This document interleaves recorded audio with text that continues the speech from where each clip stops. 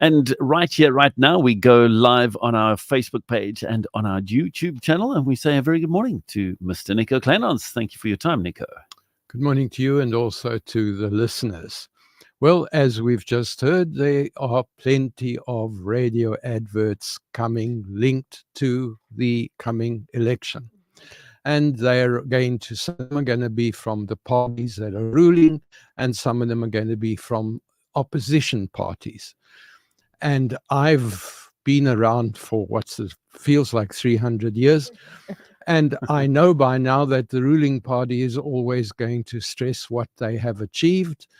And then the opposition parties fall into two camps. They fall into the camps of throwing stones at what the ruling party has done, or else they tend to make vague promises. And if you've lived through as many elections as I have, you will know those promises are so vague you can't hold them down to it anyway. True story. So it's not necessarily a constructive time when we get ready for elections. And it's 30 years of our democracy. We celebrate 30 years of democracy. Democratic growth and values. So I wondered the other day, what does the rest of the world see when they look at South Africa? And because I'm in business, I thought, let's look at two businesses who are about to put billions of rand into South Africa. And why are they doing that? And one is BHP,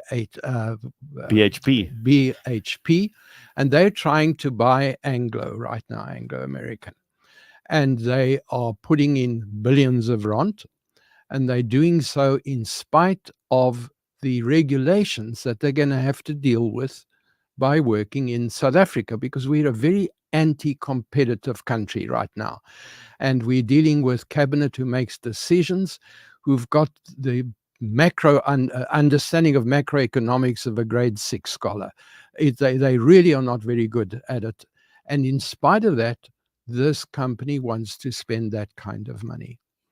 And then Amazon is another company that's going to spend billions of rand in this particular country. And they're going to take a lot, and they're going to try and make money. And they will make money. They will make a lot of money here. So they clearly are seeing something that others are not necessarily seeing.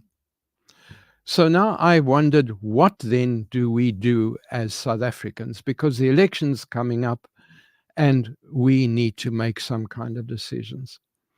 Now, I'm a member of a Christian steering committee that operates. And we're seeking to create dialogue between voters in South Africa.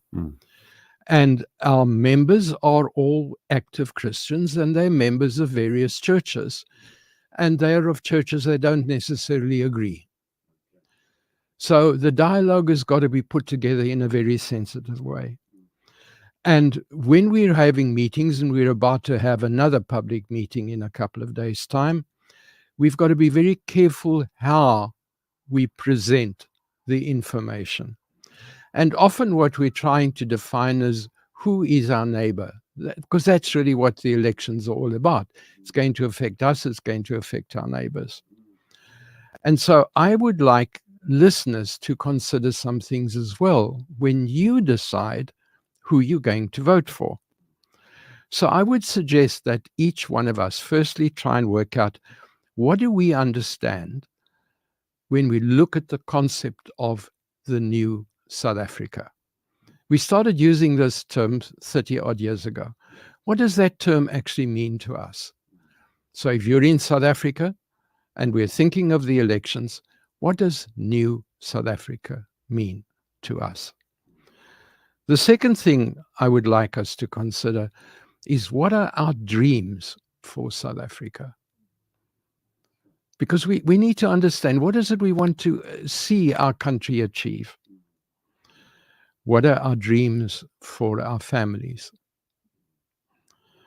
And what are our dreams for our neighbors? Not the people who live next door, the biblical sense of the neighbors. What are our dreams for our societies, for the people who are deprived, the people who aren't experiencing the benefits that we have? And I think that's what the election is all about. It's one of the few times that we have the power to express what we feel, how we can help to achieve those dreams.